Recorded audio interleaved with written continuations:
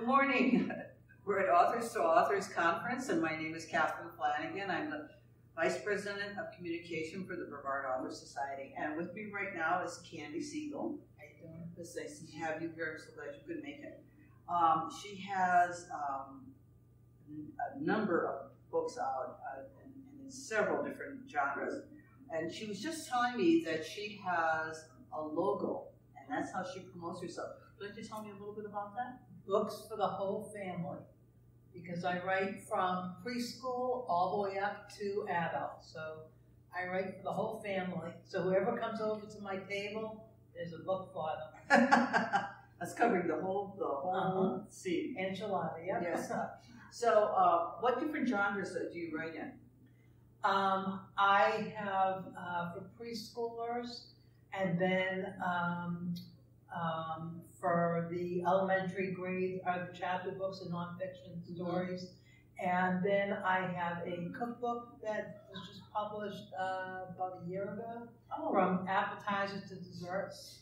And it's funny because some of the people that have taste tested the food in the cookbooks, they'll actually write on the reviews that I tasted this, I tasted that. So those are really even the better reviews than the overall book, because they're liking what's in it. So that really helps. Oh, good. That's really good. You also have a memoir book out. Yes, I did. Yes. So that is Looking Back, No Regrets, Memoirs from the Heart. All right. Very, very good. What inspired you to begin writing? I have been writing since I was a kid. And when I was in, maybe the 4th or 5th grade, I had a teacher that totally loved when kids had really good imagination. And I had some really crazy imagination for children's stories. And in those days, you could go over to the closet there and get paper and pens and whatever you needed. And I went through so much paper, and I would staple the books together, and she would review them for me, actually, and grade me on them. They were like extra credit in those days. But unfortunately, through moving, I used to live in Boston, Massachusetts, and unfortunately, through moving, I had no clue what happened to all of those, because I had them in a special box, and I lost them all. So trying to remember back some of the stories I had written and trying to bring them out now. But I've been writing since I was a kid. I always loved to tell stories. So did you always feel that you were going to be an author? No. I always wanted to be a kindergarten school teacher. So did you accomplish that goal? Yes and no. Okay. When I was in I went back to school late in life. Okay. And when I went back to college, I was 39 years old. And I had to take, every person going into the teaching field had to take a course with special needs also. And when I took my internship for that, I absolutely just fell in love with it, that's what I went into. So when I actually got my degree for teaching, I also was certified in special needs, and I actually became a special needs teacher. Unfortunately, I was hurt on the job and had to leave my job, so I went back to my writing. That's how, and by writing children's stories, I got back into the school. Oh, okay. So great. I worked my way back into the school, because that's really where I wanted to be, was in the school with the kids. So I do a lot of book talks at schools. Do you write every day? No, not every day, but I'm always thinking. Let's put it that way. I'm not physically writing on paper, but I have a lot up here, a lot stored. And then I will have like notes all around the house, ideas, and eventually they all get down. I usually write like a timeline type deal, and like a what? Like a that's the wrong word. Not timeline, an outline. Oh, you do use an outline. I write like an outline of what I want to write a story on, and then all I have to do is just put the words together and make it into the actual story. Okay. But most of my books start out as an outline. All right. That's very, very, very, very good. Where do your ideas come from? A lot of them from myself. I have an award-winning book called My Summer Triumph. And that is my story of the first time when I was at overnight camp.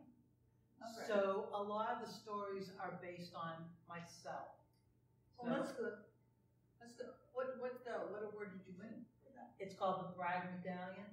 Oh, what is that? So, who sponsors that? The indie authors. So I'm an indie author. Oh, you're an independent author. Okay. No, it's indie, INDIE, and they're the ones that run the Bragg Medallion Awards. Oh. I don't think that's anything an independent author. That's the name of their organization, Indie Authors. Indie Authors. Oh, yes. So, but are you self-published or do you? Yes, I am. Oh, okay. Yes, I am. Okay. So you have a website and you're on Twitter and you're also on Facebook. Uh-huh. Yes, very good. So what is your website for those who would like to follow you? www.kandimsiegel.com, and it's spelled KANDIMSIEGEL. Okay. There's so many ways of spelling candy. No, there is. There really is. And what about Twitter? What would be your Twitter? At Kandi M Siegel. At Kandi M Siegel. Okay, right. That's really good. Now you were telling me about how you're putting out. Your next thing is going to be mini pocket books. Mini pocket books. Yes. Okay. Yes. Because I don't want to get confused with a pocket book. It's a mini pocket book. In other words, it can fit in the back of your pocket. Ah, that's why I call it a mini pocket book. And they're actually short stories. The reason why I call them mini pocket books is because you can read an entire book within the half-hour time.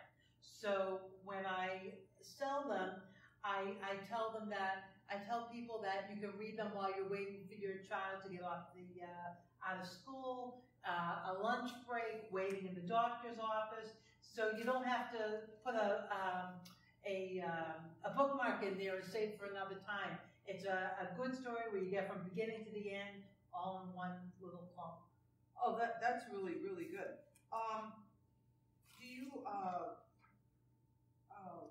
How do you promote your books? From my social media, through Facebook, Google, Twitter, LinkedIn, everything you can think of. I just got onto, it's called allauthors.com. I just joined them. So they're also helping me promote. And when they promote it, I can re-promote it so it goes back to them. Mm-hmm. I also do schools. I do school talks. I go to different restaurants in the area, and they allow me to come in and do book signings in there. So I usually do a couple a month, so I'm pretty much all over. Oh, okay. Well, what are you passionate about? Cooking. Cooking? That's why I wrote the cookbook. I was really made to do that. I've been cooking for a long time. When I first got married back in 1980, I had no idea how to cook. And I took gourmet cooking classes. And my mother used to joke that I couldn't boil water for spaghetti, but I could make the best gratin de frittata savoiardes. I love to cook. Well, I suppose if you're going to cook, you might as well start at the top and work your way down. Exactly. Because then you already know how to do that. Oh, yeah, that's really good. So, are there any specific, is there any information that you'd like to give to any new authors that's coming up? New authors. I give any information that anybody wants. I am a very reachable person. Mm-hmm. I joined the Space Coast Writers Guild before I even put out my first book. I think I was in there for 2 years before I published my first book. And there were several people in there that were great mentors to me. Mm-hmm. And I always felt that if I made it, that I would be mentors to other people. And anything that I got for information, I give back to anybody who wants it and don't charge. Okay, great. So is there anything else that you'd like to share that I haven't asked? I don't think so. Okay. I think So- we hit it all. This is Kandi Siegel, and her website is. www.candymsiegel.com. Thank you very much for being here this afternoon. Thank you.